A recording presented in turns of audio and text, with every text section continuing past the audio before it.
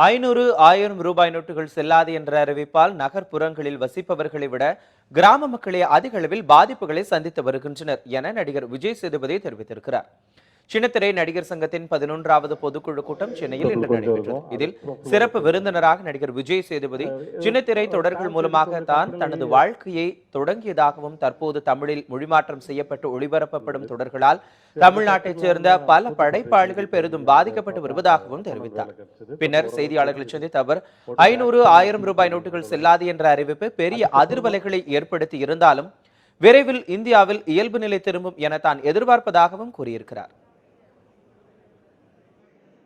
அன்றாட வாழ்க்கையில் சாதாரணமாக இருக்க மக்களுக்கு சிட்டியில் இப்போ நியூஸ் பார்த்தேன். நான் நியூஸ் பார்க்கும்போது மெட்ரோபாலிட்டன் சிட்டிலேயே அவ்வளோ பெரிய கூட்டம் நிற்கிது. இப்போ ஸ்மால் டவுன் வில்லேஜ் இருக்கும் நிலமெல்லாம் என்ன தினமும் வேலை செஞ்சால் தான் பொழப்பனா, வேலைக்கு போகிறதா இதை மாற்றுறதுக்கு உட்காரதான்னு ஒரு கேள்வி.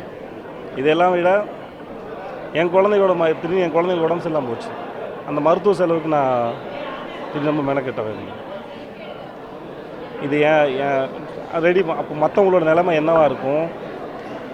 ஸோ தெரியல. அந்த பேங்க் முன்னாடி நிற்கிற கூட்டத்தை பார்க்கும்போது வருத்தமாக இருக்குது. இது எல்லாமே ஒரு நல்ல மாற்றத்துக்கான இதுவாக இருந்ததுன்னா சந்தோஷம்.